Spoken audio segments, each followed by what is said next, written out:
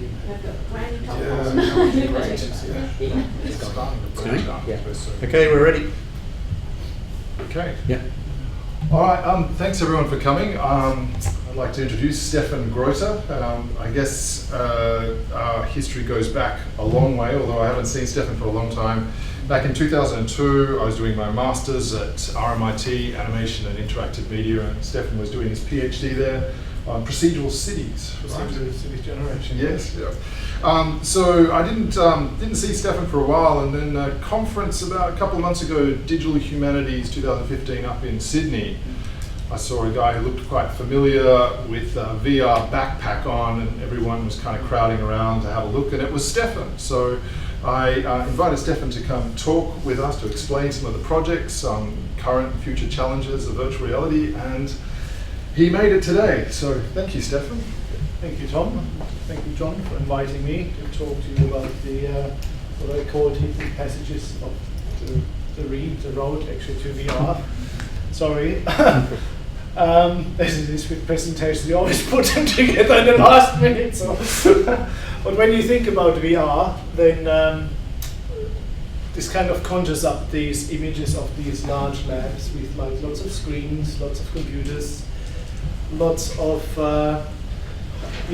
equipment, like trackable goggles, and like even I think that's your cave too, isn't it? Like the lots of screens, stereoscopy, and of course head-mounted displays, right? So these are the kind of things you look for, and then of course there's a data glove as well. So in a way it's kind of very very like when we talk VR, we think about these things, but VR, like true virtual reality, is of course much more complex than just the visual and the feel. It's like the good old olfactory sense. It's something that's been forgotten, that we also smell things, and that's part of our reality as well. And if we really want to create a virtual reality, we need to look at these things as well. So, but as far as gaming is concerned, VR is just that. Like VR is really at the moment just a mobile phone screen in a plastic case with a few sensors that provides you with binocular vision and a bit of tracking.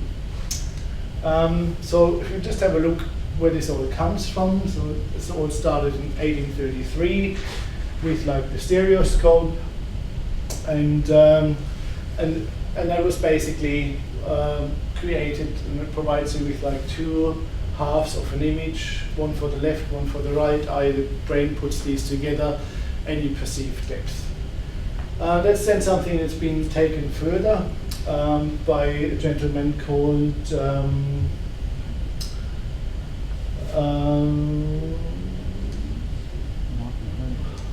Morten Heilig, that's right, yeah.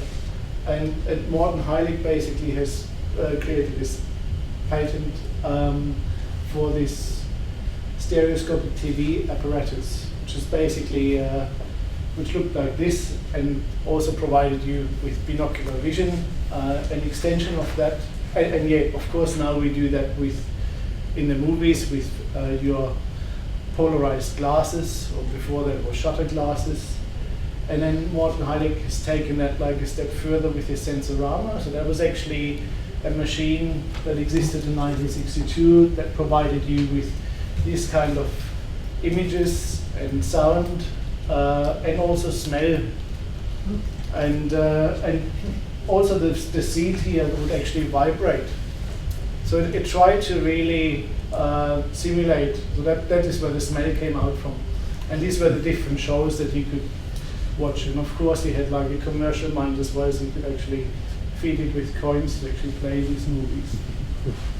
So anyway, that was the Sensorama, and quite interesting for its time. And then the thing people talk more about is the Damocles sword, or the ultimate display, as Sutherland called it, in 1968, and it was actually quite heavy, so it had to be suspended from the ceiling with these cables, and it only provided you with a bit of a tracking range of only about like 1 square meter in which you could walk around, and the vision, as you can see, was limited to basically just line drawings that were augmented onto the reality. So it was actually just an augmented reality display, not a virtual display as such. And then, you know, in the 1970s, the gloves and the helmets came about. So people already had this vision that, of course, like vision is one thing, but you actually need to be able to interact. And you need to interact naturally, so you use a glove to basically capture what you're doing with your hands and to take that in. And then Jaron Lanier coined that term virtual reality that basically quickly gained media attention, and then we've seen movies like The Lawnmower Man in 1987, and also another movie called Disclosure. So this is a little snippet of Disclosure where Michael Douglas also puts on a data glove and a head-mounted display.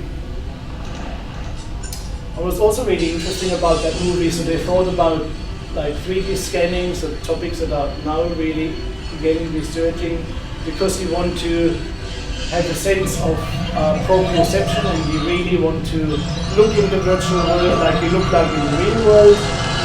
So 3D reconstruction, user interfaces that are floating, and of course procedurally generated environments. You can then You have access to Digicon's Corridor, our prototype for a virtual reality database. Enjoy the demonstration. Also really interesting is the walking in there. Is for entertainment value only and should not be duplicated or fed to another database. If you have any questions, please ask the angel.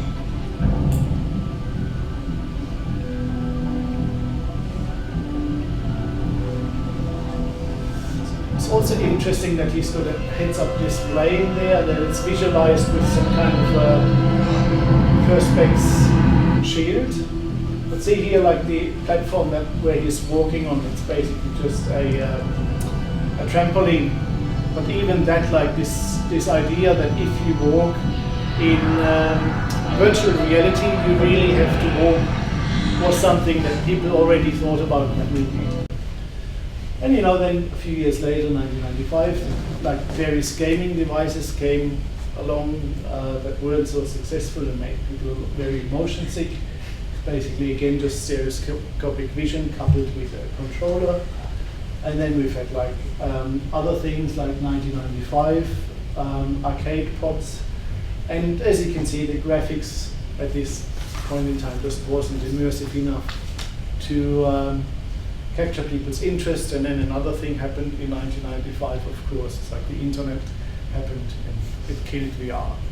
So, and since, and this is actually really an interesting, so this was pretty much one of the last prototypes that were marketed by Virtuality. The company is kind of pushing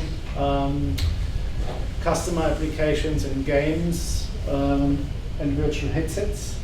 And it's kind of just keep this in mind when you look at the rest of the presentation. And then the military has basically then been driving VR, and it's kind of faded into the background. As you know, .com was rising and crashing and all of that. And then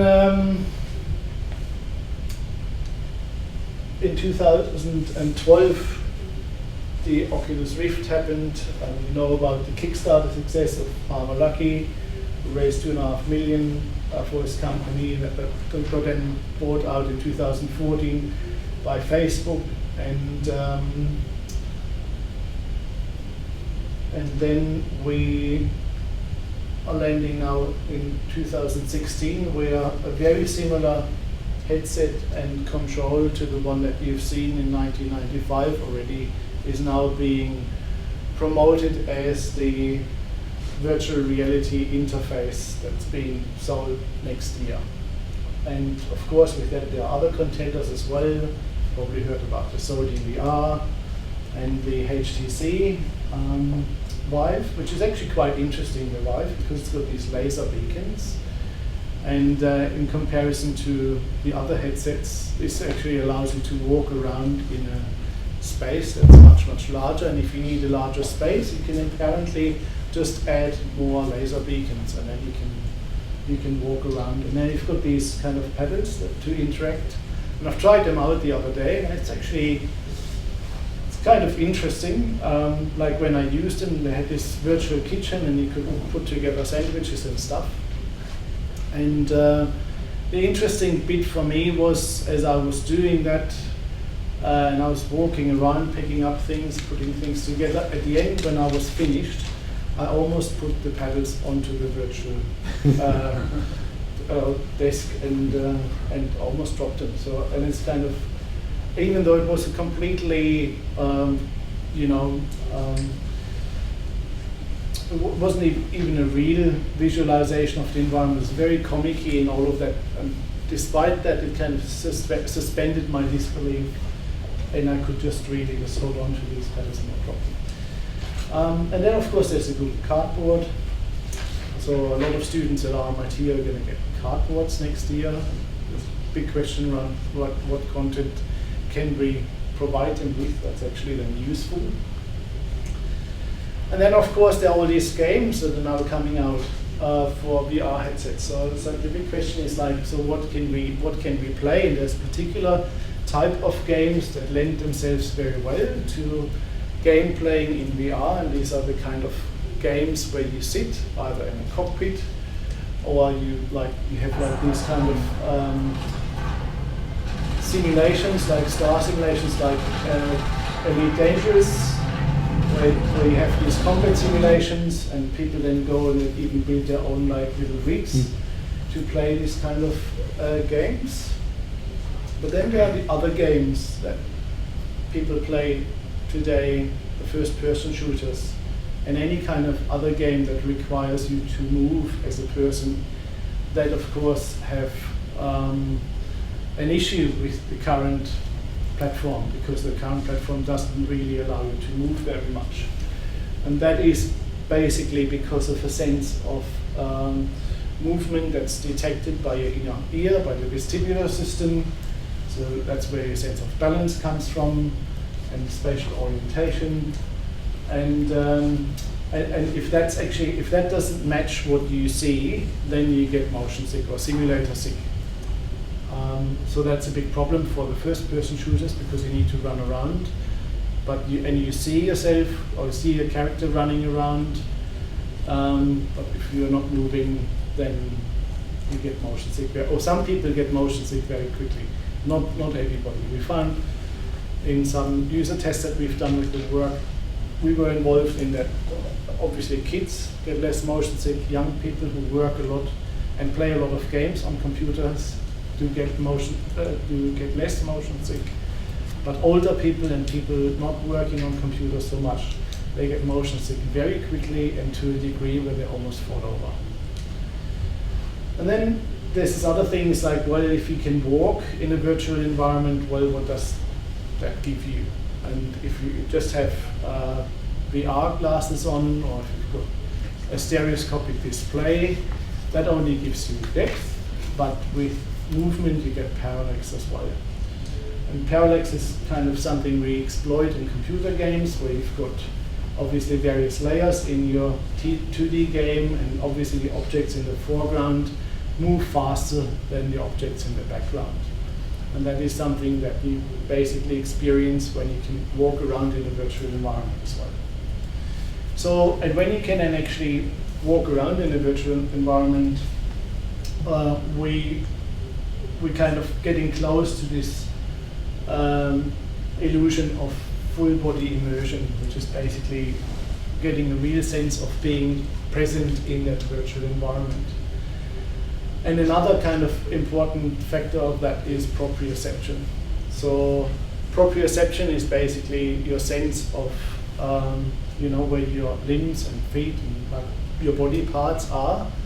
And that's also something that's currently not captured by the VR equipment that's out there, because it only captures your head position and your head movements. But when you then actually look at where your hand or your arm should be and you don't see it, you kind of get a bit of a shock.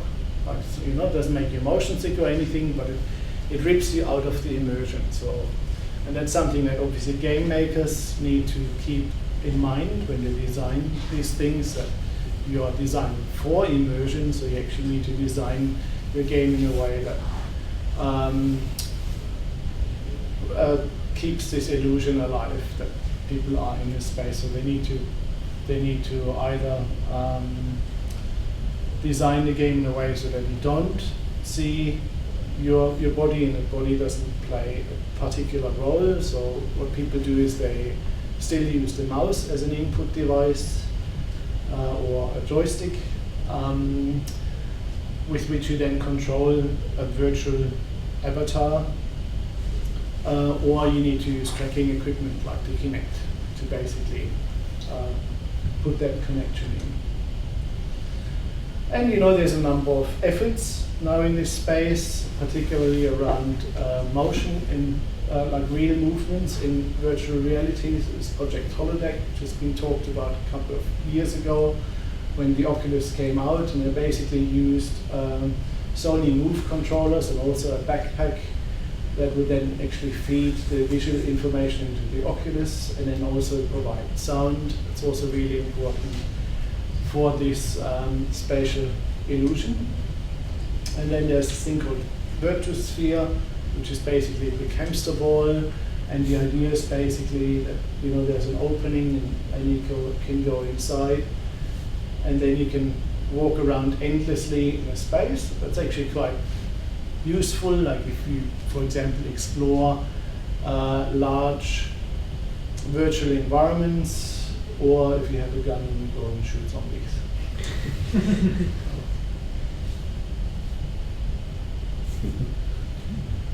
That's the kind of game, obviously. But yes, you can walk around. So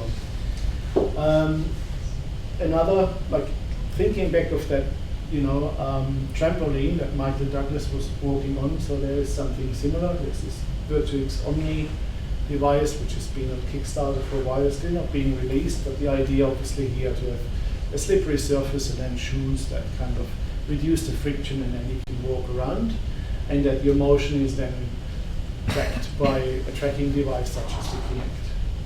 And then more expensive systems, of course, include Sarcos Trackport. So this is like an omnidirectional treadmill that can, as you can see, change direction. So it goes this way and also that way.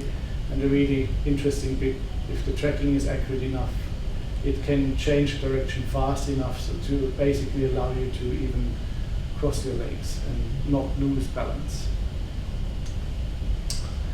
Another really interesting thing is redirected walking. So that's basically the idea that if you change the environment, then your body automatically compensates. You're actually not, whilst it looks like you're walking in a straight line in the virtual environment, in reality you're actually walking a beeline. So that's quite useful if you, again, work in constrained spaces and you want people to walk, enable people to walk over large distances, and then you can basically get them to walk around in circles, so in theory. And another extension of that is walking on the spot, obviously, and that's what Michael Douglas has done in his film. This is another really interesting one. Circular floor, so these are tiny little robots that basically go in front of you, and the great thing about that is it allows you to actually walk up steps, so you can actually not only in theory endlessly walk over a distance, although that will take a long period of time, it also allows you to go upstairs. So. That's kind of scary. So now, as the game industry focuses on the next best game that people can play in the virtual environment, and also really enjoy the surprising joy of virtual reality,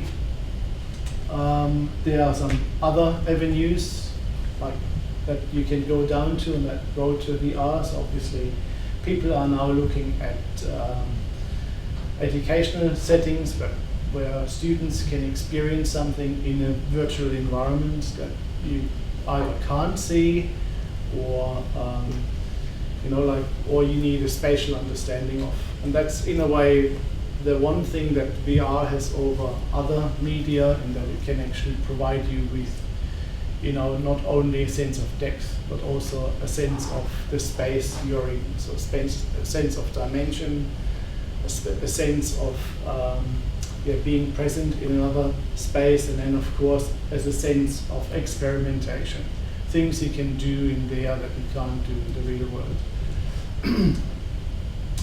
Then of course you can go and shoot zombies, so that's in the Docklands. So it's a company called Zero Latency. So they do exactly what Project Holodeck has done a couple of years ago. They basically use move controllers.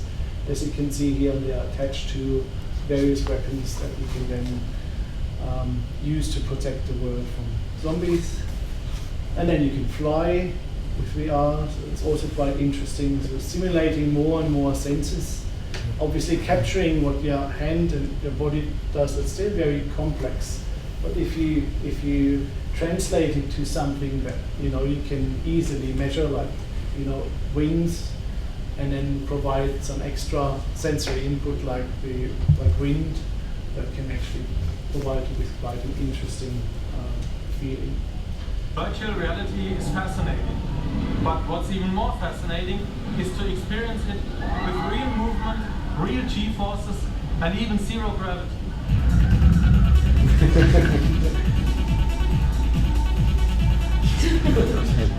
My name is Thomas Wagner. I'm a professor for virtual design, game app developer, and I'd like to give everybody the opportunity to experience virtual reality on real roller coasters all over the world.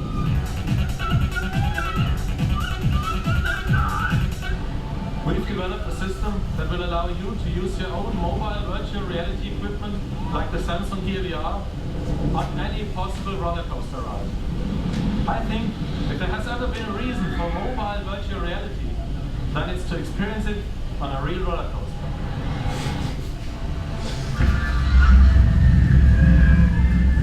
Flying through some fantasy worlds while feeling real acceleration and even moments of zero gravity is truly an amazing experience. And it even prevents the usual virtual reality motion sickness. This is because you're not only watching 3D movement, but your inner sense of balance actually feels the real movement. Given the VR ride is synchronized precisely to the real ride. To make this possible, each roller coaster car can communicate directly with your mobile device, like your smartphone or your tablet. It all works wireless via Bluetooth. You start a special app on your device, select the appropriate coaster and VR experience, and then you simply take your seat and put on your headset. The coaster car is equipped with a special sensor that will measure the exact position on the track and report it back to the app on your device.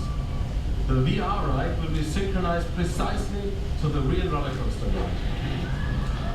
And what's really interesting about that is they actually found out that not only is it important that it maps it precisely, but you can actually exaggerate the movement, and your body will actually not figure out the difference.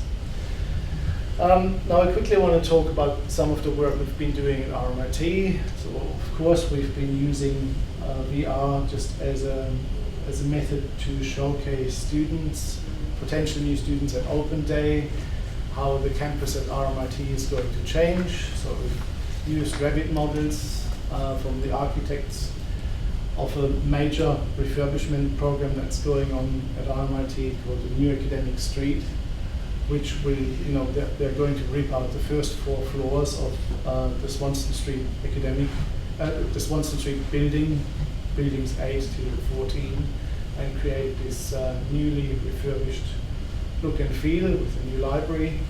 And so the idea was basically to give students an impression of how RMIT will change, and we've done that with an application where we read in the Revit file and converted that into something that we could read in Unity.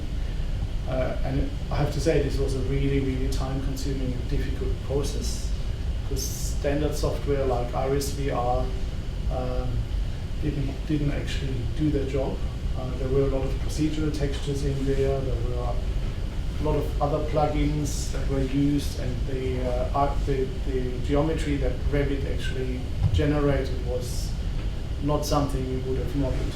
And so we had to go in and manually change some of the geometry and also remap some of the textures and do the lighting to actually replicate that look and feel. But and then we've also used the leap motion, and as you can see, like this, like you can see what the person is doing with the hand, simply to give people a point of reference, so that because sometimes when you don't see any of your body parts, VR can look a bit flat, and you don't really know how large are these dimensions you're actually dealing with. So we've used that in there.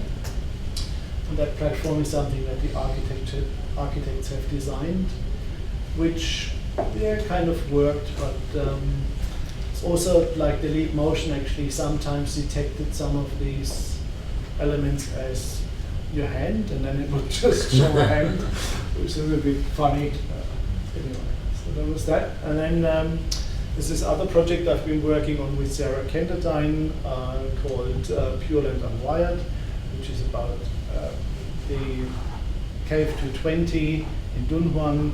So that's like in Dunhuang, they've got these, I think 700 something caves that are hewn into the cliff face of cliff in Dunhuang, and there are a lot of murals in there and statues that Buddhists in particular come and see, but because of the kind of mass tourism and the moisture that people exert, these caves can't sustain this amount of visitors, so a lot of them are closed. And this particular one, Cave 220, is closed to the public for good.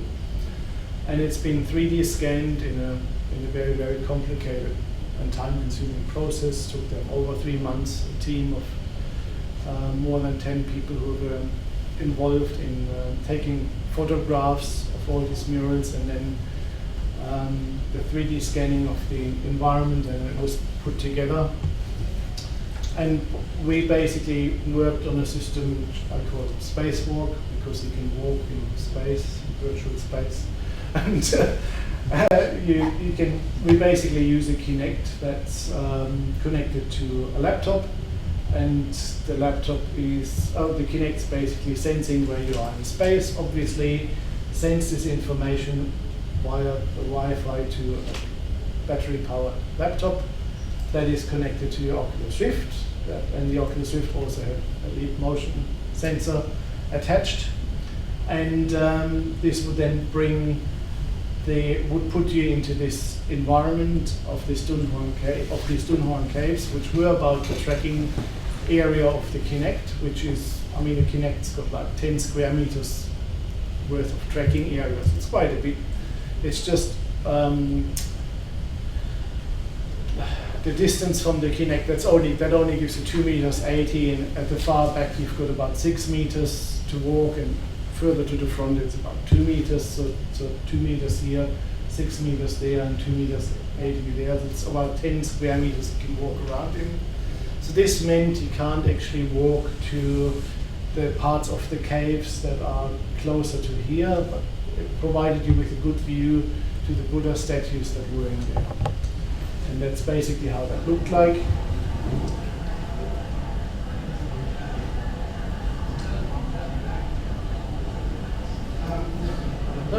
It took people a while, like a couple of minutes to get used to it, but then they were quite confident and walked around in the environment, and you could see them going close to the statues.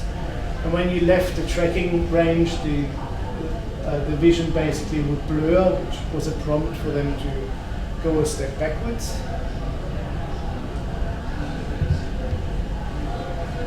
And the visualization of that was actually what came from the tracking station. So we had 2 visualizations going on at the same time. One that happened in the backpack, which provided the binocular vision, and the other one that provided the vision here.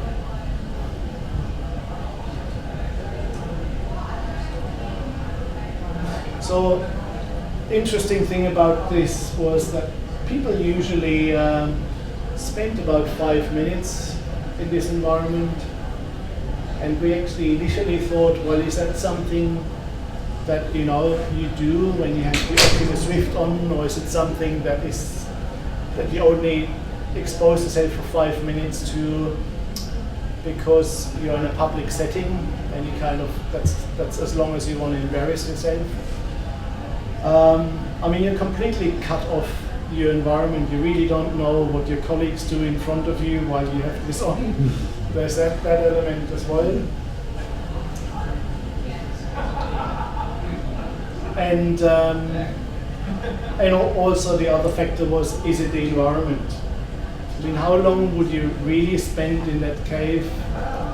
And what do you see versus how long do you spend in the virtual environment? And another work that I've actually brought here today was something we've exhibited in Singapore. So that's works called Out of Space. It's a procedurally generated environment that my colleague Adam Nash has created. It also contains procedurally generated soundscape in there. And this time we didn't use a backpack, simply because it was from an exhibition point of view that was running over, I think, over 1.5 months. Using a backpack is not sustainable because the battery runs out after 2 hours, and then you have to go and replace or recharge the battery. It's a huge problem. Also, putting on a backpack and taking it off was easy enough. Didn't take people long, but it's still an extra step you have to do, and it requires assistance. And with this one, okay, you have a wire, so you have something that you kind of have to carry with you, and something also that you have to manage, so that people don't trip over it. So we just suspended it from the ceiling, as you can see. But that was just an easier mechanism for people to just walk up, put the head-mounted display on and the headphones, and immerse themselves in the environment, and then after that take it off, and then the next person can use it. So yeah, so that looked like this.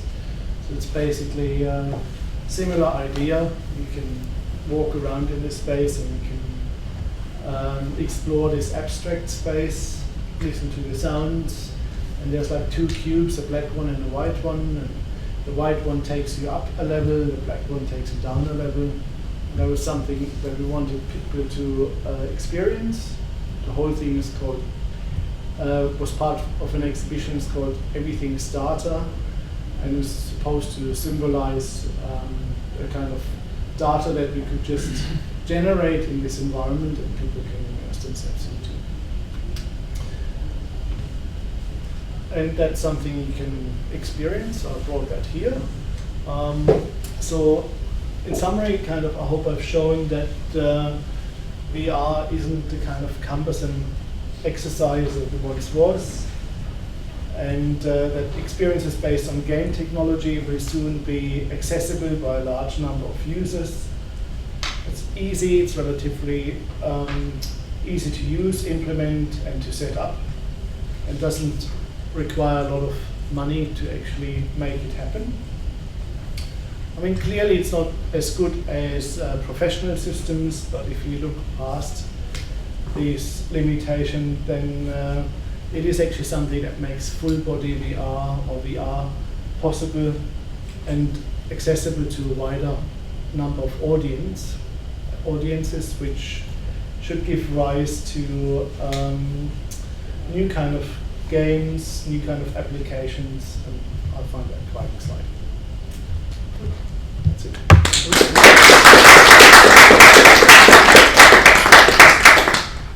Okay, questions for Stefan? Okay, question. So in the cave simulation, I noticed when the person looked down, they actually saw their legs moving. Yep. So you're modelling the body as well with the Kinect. Yeah. So that was really difficult because people are of different height and different body dimensions, and because we didn't have the kind of body scanner that Michael Douglas had. we actually tried to find different representations that people could accept as their avatar.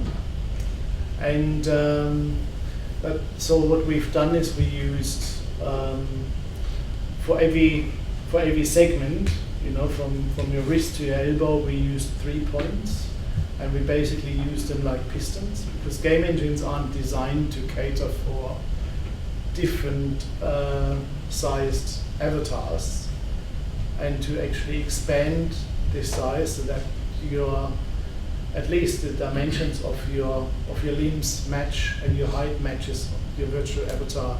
That was actually something that was quite difficult.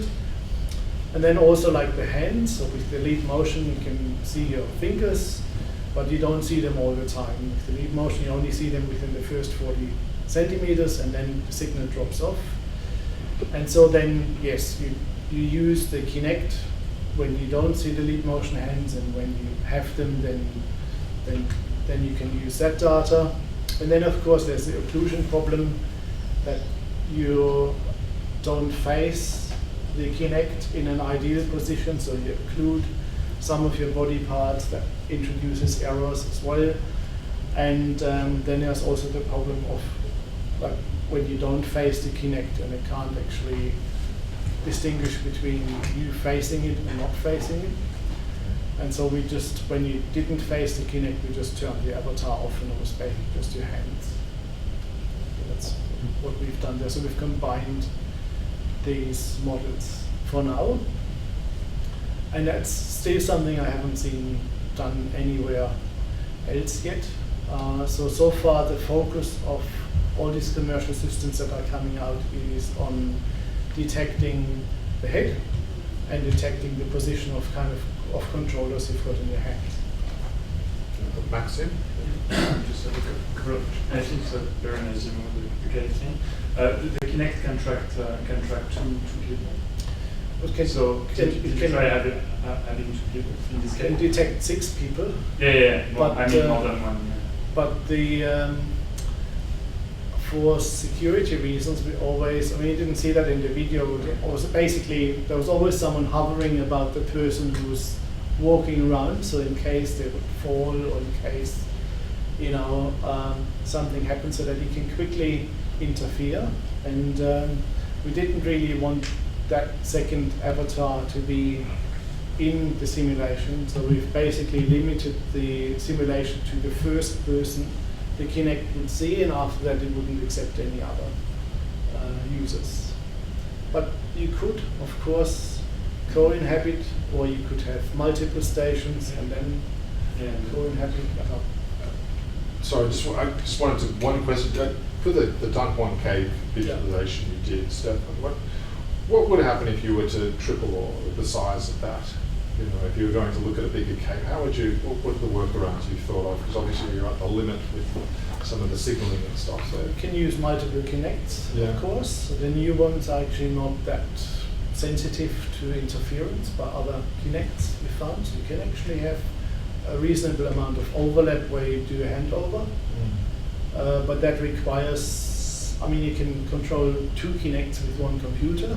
So that's the kind of maximum, and it's a pretty resource-hungry device. I would actually not even recommend that. It's probably better to have 1 Kinect with 1 computer, and then use another one with another one, and have a server to combine all of that data. It's probably more efficient. So you can do that, or you can. The HTC Vive now seems to be the better alternative to use that and use more beacons. The problem with the Vive is it has to be connected to a pretty powerful computer, so none of the laptops would do that kind of, would output this kind of graphics yet. And then you have to manage the cable, so cable management, right? So that's a lot of systems like that. There's also another commercial system that does this kind of thing. It's always long cable, and the sensation you get out of being able to freely walk around it without cables is actually really cool. Because one of the cool aspects of PureLand Unwired that you can walk around and you don't need to worry about the cable. So it was about the cave. With the headphones, did you have anything coming out of the headphones? Was it just to block off the noise of the room? These were noise cancelling headphones, but it was just an ambient sound for the cave because there wasn't really any environmental sound that we could have captured. Yeah. So it's part of that design to kind of make people aware of the cave, and if it's going to be closed now for forever, have you thought about adding things like information about what you're looking at, and then you'll get people engaged in the environment a bit more?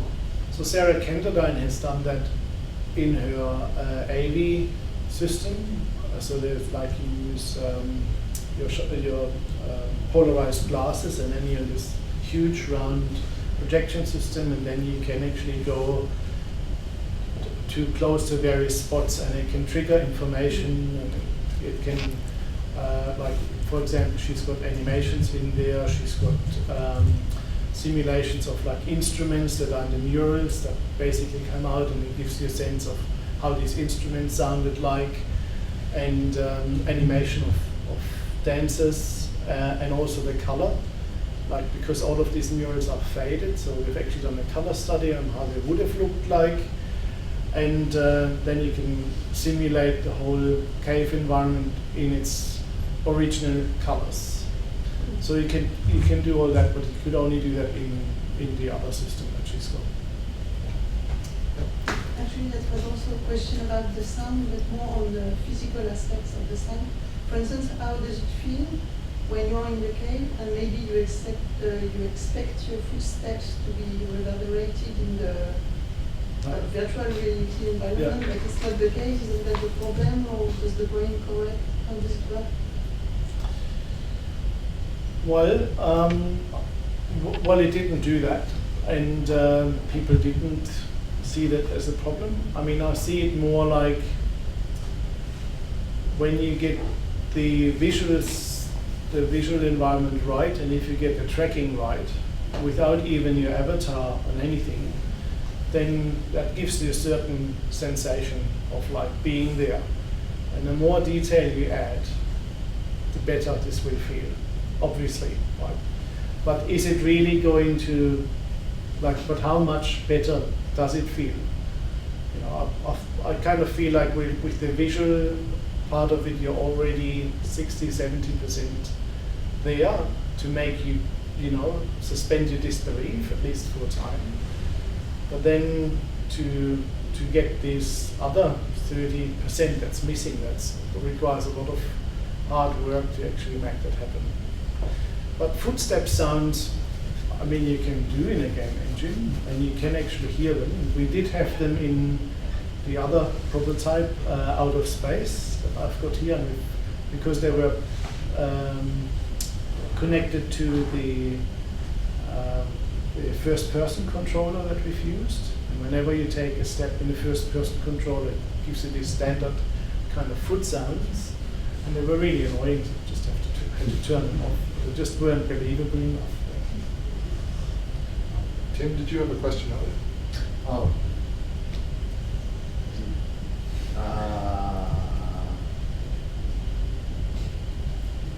Okay. Which one? Sorry, I don't know. That's all right. Put you on the spot.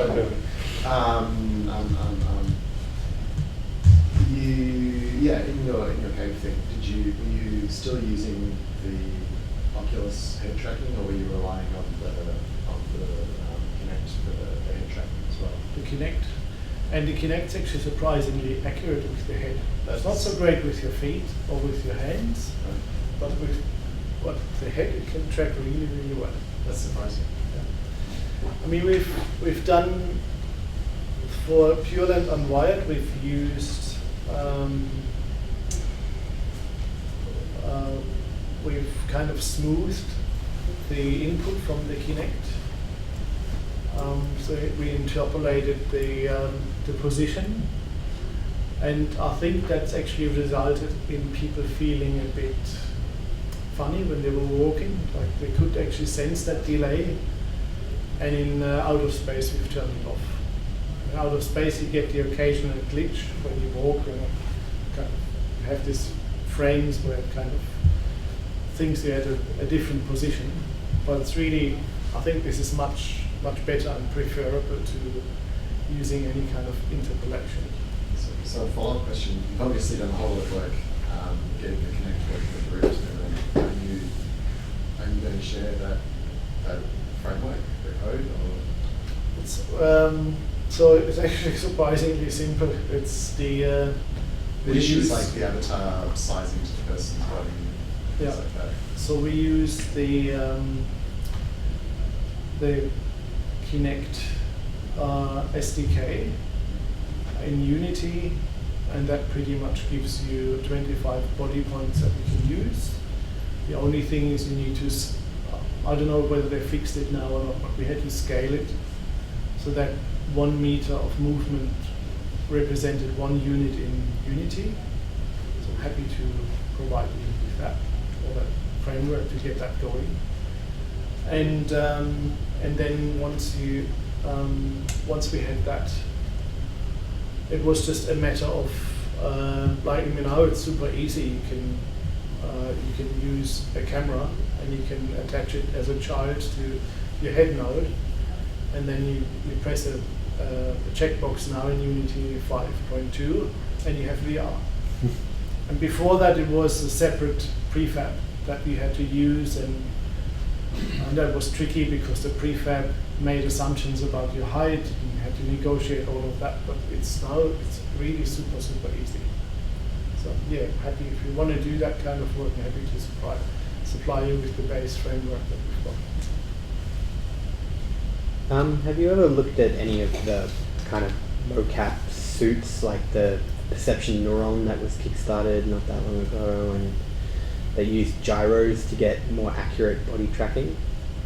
No, I haven't looked at that. No, okay. We've got a mocap suit at RMIT, nobody uses it. Yeah, they're a bit of a pain to it's get like into. Points everywhere, and if you have a suit, you've got to wash that too. So, I don't know how Deacon does it, but it's like it's an enormous amount of effort to just calibrate your cameras and all of this. But of course, the tracking is much more accurate. Yeah. And you can rotate and you can do all sorts of things, and because you're tracked by,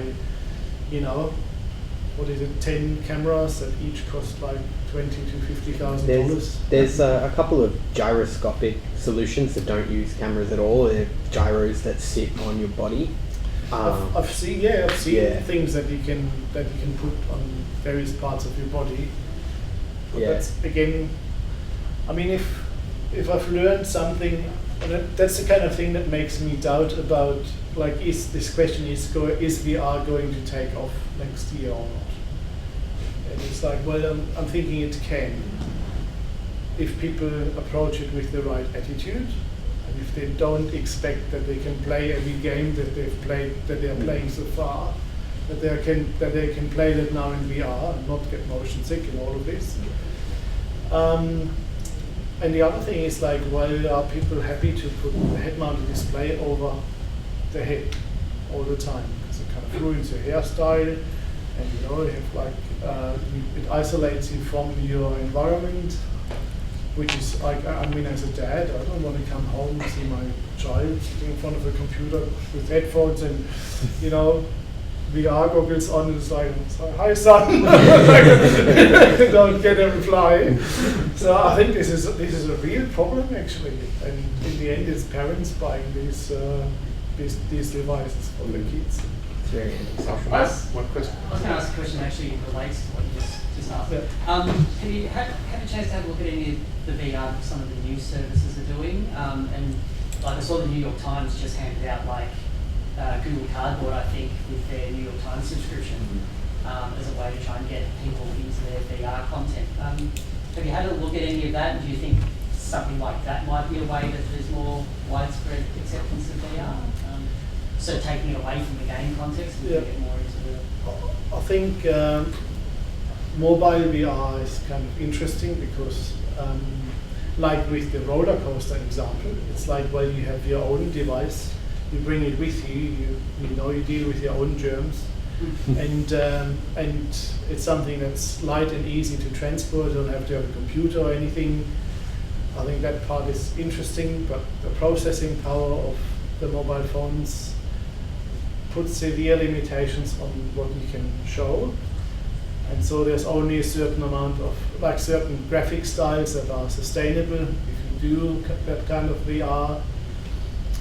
And I've seen one application in Singapore in the museum that kind of shown you how Singapore is changing and how an architectural environment could look like, and what kind of services you would have in your apartment and all of that. And it's kind of interesting. You sit down in a chair, you get this thing off, and the chair swivels, and that was all fine. So you can swivel around, you can look around, but then it started to move, and it's like moved me from one room to the next, and that's where I got motion sick. And it's just like doesn't suit everybody. So I think again there are like severe limitations with the frame rate and all of that. And then the other thing is the resolution of the display. With the DK2 or even with the HTC Vive, that has a higher resolution, you can still see pixels. As long as you see pixels, you're not fully buying into this illusion. And that will probably only start to disappear once we have 4K resolutions. And that requires a significant amount of processing power. And again, the phones won't be able to deliver on that. And even like the computers people have at home now will not be able to deliver on that either. It's a bit like the situation with the 4K and 8K TVs that are coming out, and there's like no content for it. Okay, if there's no more questions, I'd like to thank Stefan for coming out. And, Stefan, did you want to introduce your demonstration? Yep, sure, yep.